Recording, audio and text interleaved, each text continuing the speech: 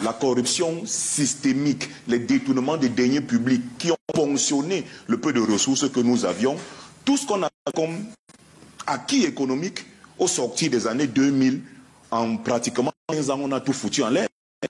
On arrive dans une situation aujourd'hui où le pays est exsangue.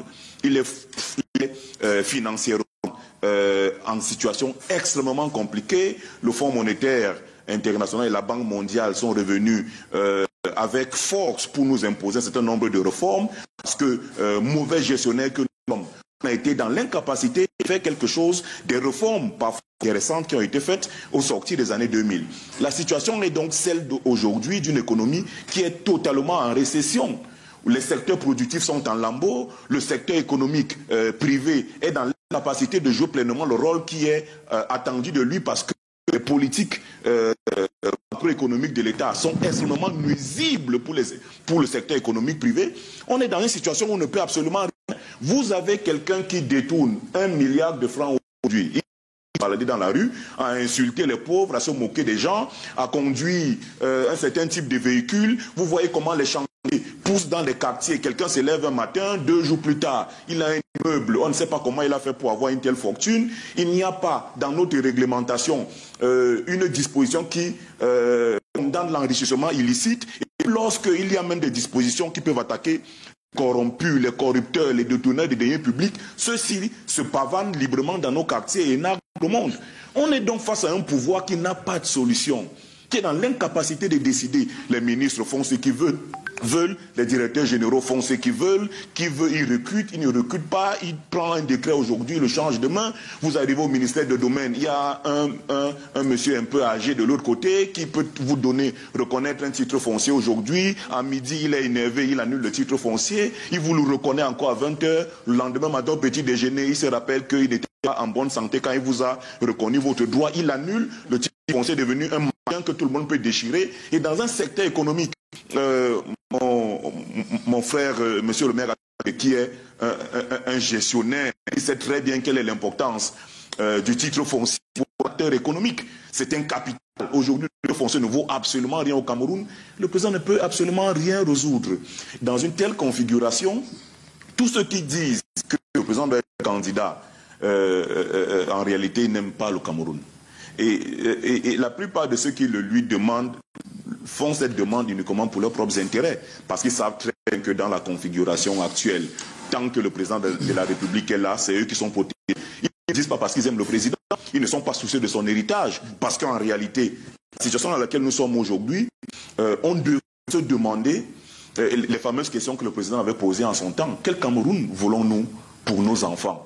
Et donc, quand on pose cette question, je voudrais sortir par là. Il est clair que le président n'a pas de réponse aujourd'hui à la situation. Quel Cameroun voulons-nous laisser pour nos enfants? Pas de réponse.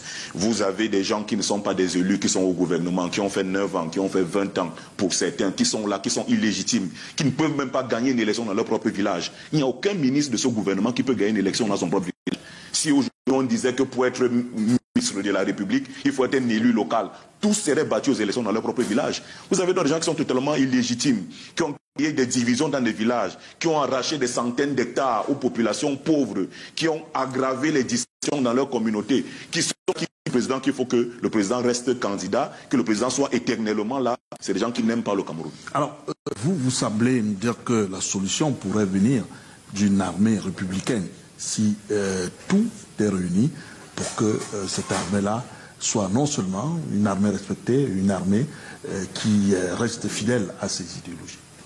En fait, la question n'est pas là. Je dois d'abord dire merci à M. Atemongue, monsieur le maire, qui de plus en plus est un écolier du discernement. Parce que il voit... Finalement, vous êtes d'accord avec lui? Ça lui cause quelques problèmes. Non, ça lui cause quelques problèmes parce que quand vous entendez ce que le jeune garçon parle là, le gars du Nord, notre frère du Nord là, il a dit quelque chose de fondamental. Tout est réuni entre les mains d'une famille. Et la famille là peut être une famille recomposée. La fonction publique, c'est pour vos enfants. Et ça pose un problème à 2 niveaux. La question de notre rapport à la France. Parce que la solution ne va pas venir en l'air. Quand vous voyez la question de la grève qui a eu lieu en Banjok, à Nkoteng et aussi à Lembeizou, parce que c'est là où la France, à travers cette société, Sosucam, travaille, qui est déjà même une société française avec des associations, une composition avec la société sucrière, la compagnie sucrière française. Donc c'est une société française. Et ce n'est pas aujourd'hui qu'on a vu. On a vu, il y a cela, en 2021, on a vu 3 enfants, 3 jeunes, des frères, qui avaient fait une vidéo. Toujours dans ces choses des Français-là. C'était une société de Hongkam, c'est pas quelque chose comme ça, une société des bananeraies. Ils ont été arrêtés. Je crois qu'il s'appelait Clément Bouba, Clément Bonda et Tembe. Il a été condamné avec ses 2 comparses à 1 an de prison et à 500 000 condamnations expéditives, quoi. En fait, vous voyez les 2 raisons principales de notre assujettissement. D'un côté, nous avons la France, le néocolonialisme, contrairement à M. le maire, ce n'est pas une question de chercher l'équilibre entre le coût du sucre et le coût de production. Non. On a un problème fondamental, c'est que, et Soulé l'a bien martelé, le capitalisme sauvage qui est incarné par la France, et c'est un message qu'envoie la France, gouvernement comme peuple. On ne peut pas continuer encore 5 ans, 10 ans, 20 ans dans cette administration. Et bon, vous allez perdre pied au Cameroun. Alors, Fridolin, parce que nous n'avons plus malheureusement beaucoup de temps sur cette thématique, on a fait un premier diagnostic. Mais je ne vais pas parler suffisant. Je vais continuer quand même quelques minutes. Non, justement, vous allez continuer, mais je voulais quand même vous ramener déjà aux solutions, parce que vous êtes encore revenu en arrière. Non, la solution, je m'achemine vers ça. Non, il y a 2 solutions. Il faut se départir du néocolonialisme. Je vais arriver, c'est cohérent ce que je suis en train de dire. Il faut se départir du néocolonialisme, parce que notre problème, c'est le régime. Et ce régime est enraciné dans l'esprit colonial qui perdure et qui est entretenu. Quand vous voyez, la France vient de nommer, a nommé récemment un général. Comme ambassadeur. Comme ambassadeur. Pour vous, ne croyez pas que c'est anodin. On revient au régime de 1916. Il faut que la France fasse tout pour ne même pas songer, pas perdre, pour ne pas songer partir du Cameroun. Et c'est cet esprit de son meilleur élève, qui est Biya, qui est en train de pourrir notre environnement. Je vais parler de la tout à l'heure dans la question de la jeunesse. Mais la question que je vais soulever ici, en termes de réponse, c'est que quelle est la possibilité qu'on ait même une refondation d'un État dans cette administration-là? Ce n'est pas possible. En l'État, et je suis d'accord avec mon frère, si au niveau 1 de notre éducation, tout est fait pour entretenir une école moyenâgeuse qui n'enseigne que la répétition de ce que le maître Colomb a laissé. On n'a pas de réforme de l'université, on n'a pas de réforme de l'école, on n'a aucune réforme. Vous voulez qu'on avance comment? Si au niveau de l'engagement même citoyen, vous voyez le nombre de bars qui est créé là, le nombre d'églises, le nombre de jeux de hasard, le pari foot, tout ce que vous voyez là. Vous voyez le nombre de prêtres, de pasteurs qui naissent, des églises qui naissent tous les jours. Vous voyez le nombre de gens qui sont cooptés dans les sectes. Si notre éducation, donc, en dehors de la réforme de l'école en général, si notre éducation, l'éducation citoyenne de chacun de nous, si on est tous versés comme ça dans la distraction, on va évoluer comment? Si ceux qui sont supposés être les leaders jeunes, que tous les hommes, que toute la jeunesse adulte, par exemple les gens comme Eto'o, se mettent sciemment au service d'une dictature moyenâgeuse, moribonde, on s'attend à quoi? Si enfin donc, nous tous qui sommes ici, nous n'incarnons pas par une exemplarité républicaine le sacrifice de soi, l'exemplarité en termes d'engagement. Si nous-mêmes, nous tous, qui sommes supposés être les lumières, l'élite, sommes incapables de jouer par notre crédibilité l'alternative, et si on compte seulement sur les autres, alors chacun de nous peut être une alternative à ce régime. Où va-t-on dans ces conditions? Alors, Jean-Baptiste Temengue, visiblement, votre leader charismatique ne pourra rien apporter pour les populations en 2025. C'est pour reprendre, c'est pas mon avis à moi, pour reprendre l'avis des uns et des autres autour de cette table. Non, on ne peut pas dire ça. Il est au pouvoir depuis un certain temps et il est arrivé au pouvoir avec un projet de société qui reste le meilleur à mon avis. C'est la réalisation complète, la concrétisation dans un contexte mondial qui évolue tellement vite, qui pose problème, et un contexte national. Je partage beaucoup d'idées autour de beaucoup d'idées émises par Dr Nké, mais il faut qu'on s'entende bien néanmoins. On peut faire les mêmes constats et c'est à ça que le débat démocratique doit conduire au meilleur. Mais moi je ne crois pas à la démocratie. Je ne crois pas à ça. Alors, et c'est ça que nous avons vendu aux Camerounais. Ils vont bon, bien sûr. Alors, bon, les réformes ou les révolutions, quand elles sont assez significatives, les réformes, elles sont nécessaires pour une société qui ne bouge pas alors que le monde entier bouge. C'est condamnation à mort. Mais il faut que, idéologiquement, l'idéologie nationale au Cameroun qu'on a inventée il faut qu'on réfléchisse en profondeur. Parce que, comme le Dr Nké dit, le néocolonialisme, bon, le capitalisme sauvage, bon, à quoi ça renvoie? Des réalités réelles. Non. Le capitalisme sauvage. Les indigènes bourgeois ne croient pas en ça, parce qu'ils sont l'incarnation de cela. Non. Ça, il ne faut pas... il ne faut pas... C'est pas une insulte, hein, c'est un constat. Non, il ne faut pas stigmatiser les idées libérales. Hein? Le capitalisme sauvage, c'est ce qui fait émerger la Chine, ce qui fait émerger le Vietnam, c'est ce qui fait émerger la Corée du Sud, ce qui fait émerger le Japon. Et la France n'est tellement plus l'incarnation de ce capitalisme sauvage, parce que l'État français en lui-même, en son sein, a mis peut-être un modèle un peu trop social qui est remis en cause aujourd'hui. Parce que l'équilibre que nous devons trouver, on a parlé du sucre de Mandioc, c'est justement l'équilibre qui permet une dynamique, une évolution. C'est ça le plus important. C'est ça le plus important.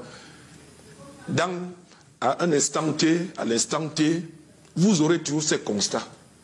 Si vous êtes d'obédience révolutionnaire communiste, vous allez, avec ces constats, vous allez soulever des foules, vous allez dire tellement il y a des injustices, tellement... Mais c'est à l'instant T. Le problème, c'est la dynamique. Nous voulons émerger. Pour émerger, il faut rapatrier progressivement la valeur ajoutée.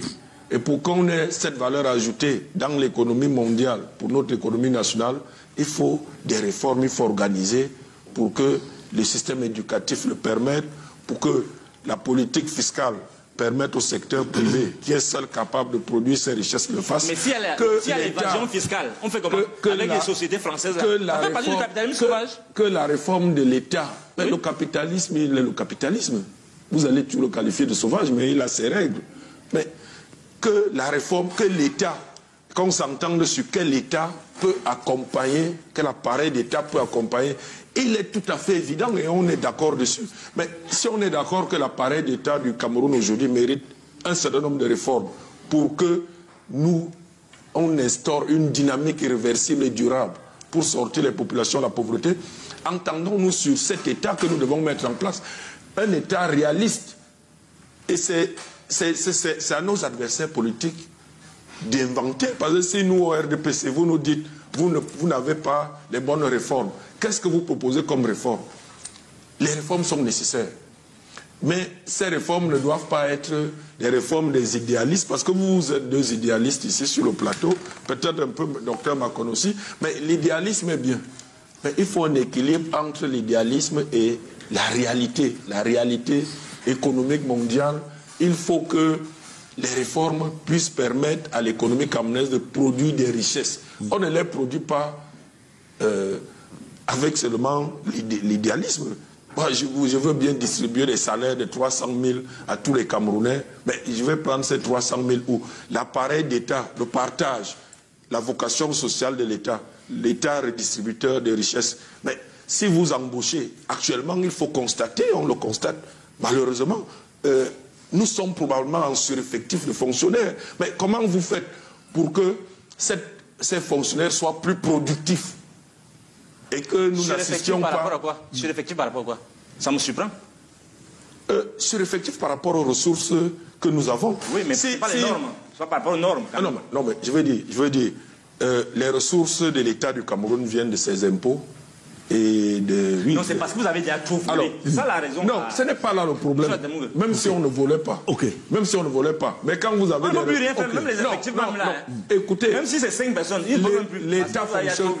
Docteur Nké, le problème est concret. L'État fonctionne avec ses ressources.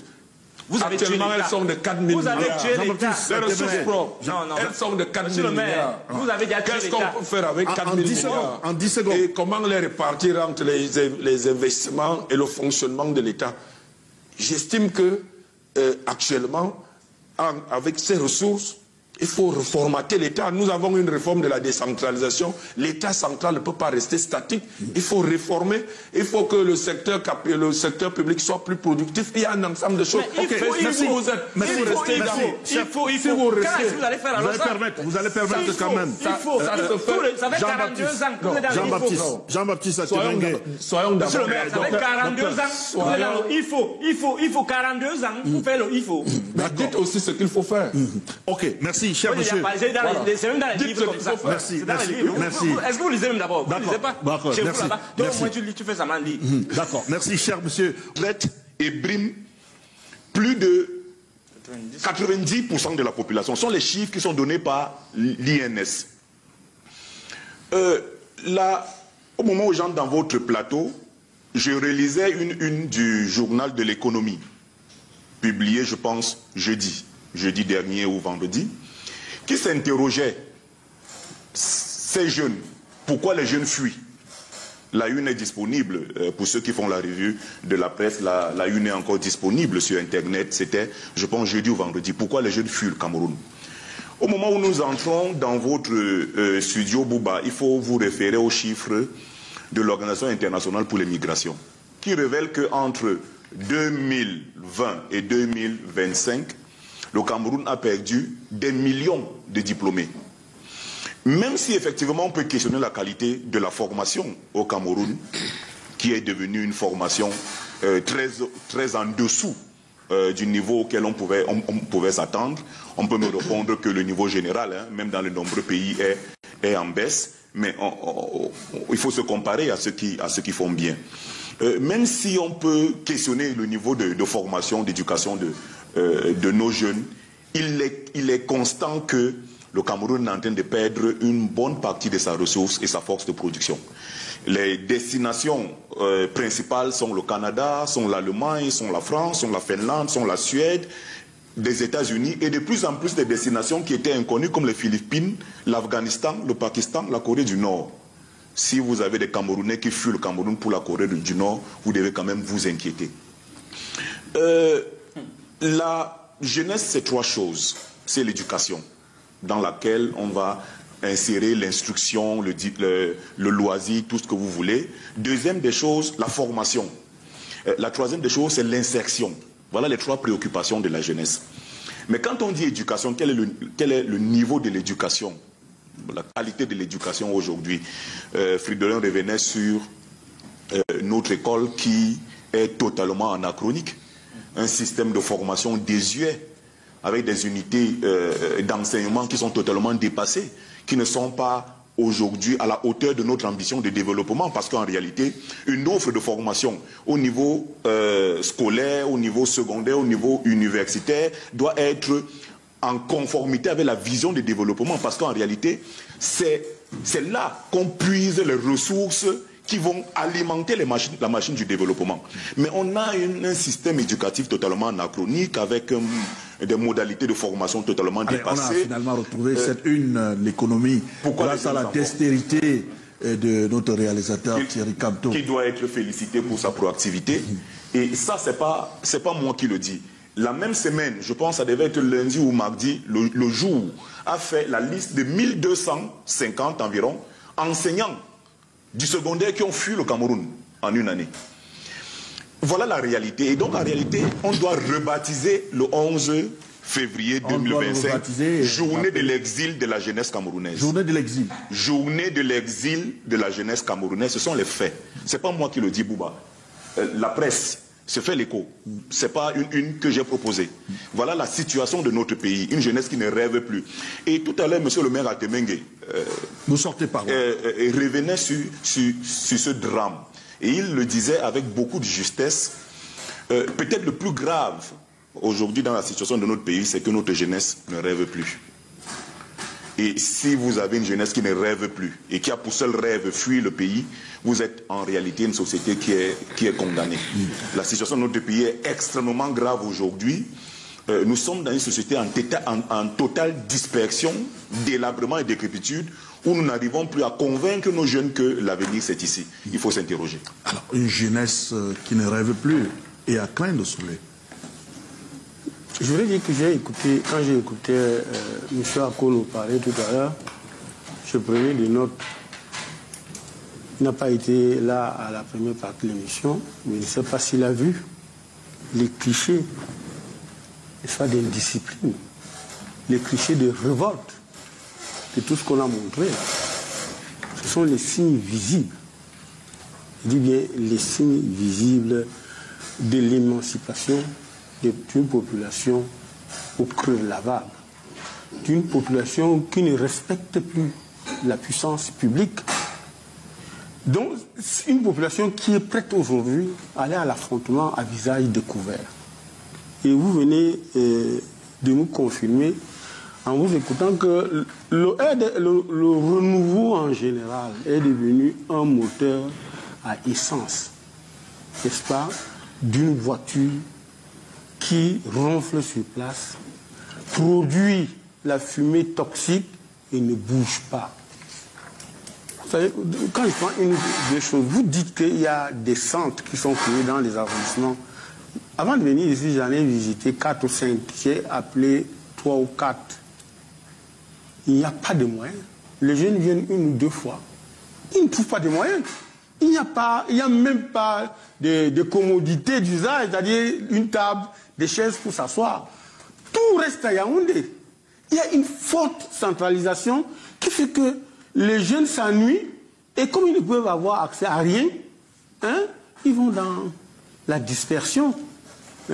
D'accord? Donc ça c'est ce que vous dites là. On aurait pu s'attendre à ce que ça soit vrai. Maintenant, vous-même, vous faites 7 ans sur place. Ça veut dire que votre profil de carrière n'a pas de sens.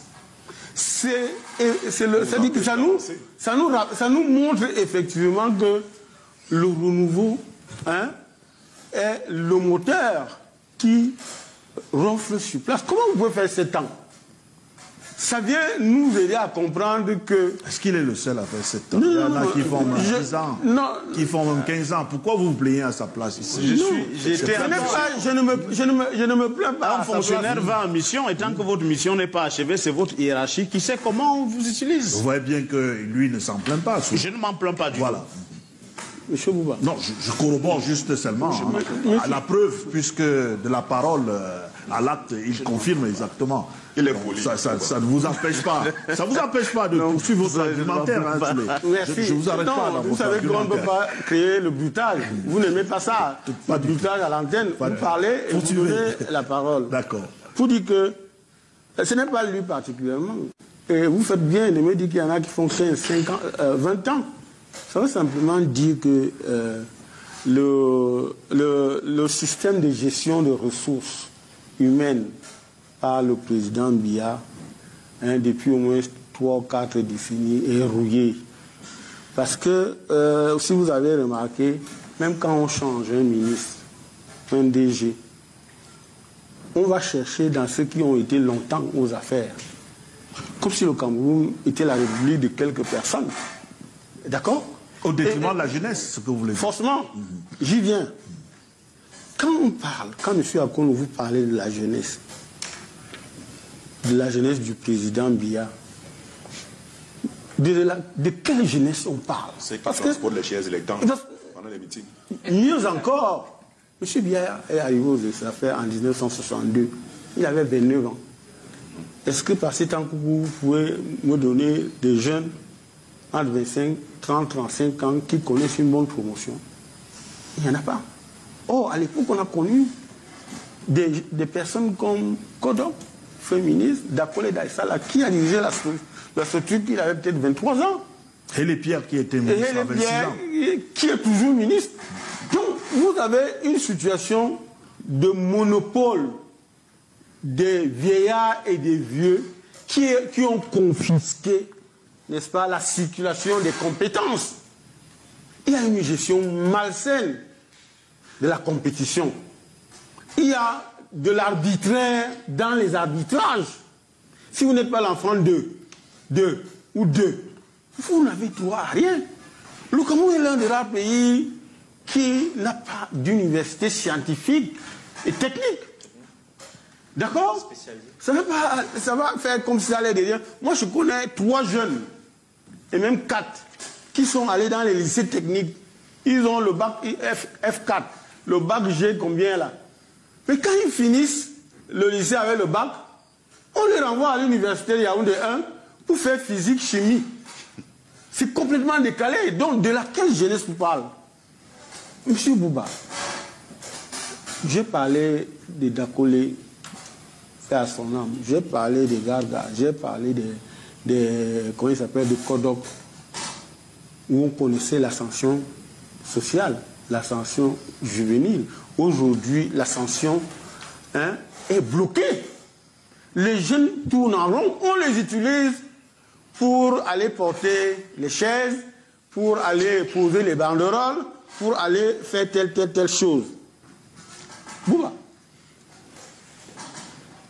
Quand M. Biya arrive en 1982, les enfants qui ont 1 an ou les fœtus aujourd'hui ont 43 ans.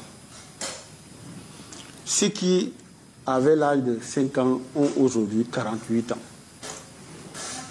Les jeunes qui avaient l'âge de 10 ans en 82 ont aujourd'hui 53 ans. On sort par là. Les jeunes qui avaient l'âge de 15 ans ont aujourd'hui 58 ans. Vous voulez démontrer quoi pour sortir? Les jeunes qui avaient l'âge de 20 ans ont aujourd'hui 63 ans. Je vais démontrer quoi? Que quand vous parlez aujourd'hui de la jeunesse du président Biya, un pouvoir qui a passé 42 ans n'a plus de jeunesse. Parce que aucun jeune ne se reconnaît en la jeunesse de M. Biya. Parce que on ne sait pas, quand il va faire la redistribution des choses à la jeunesse, nous, on peut se revendiquer de la jeunesse de Biya, mais nous avons été sacrifiés. Nous sommes nés. On est allé à l'école. Mais on est nés retraités.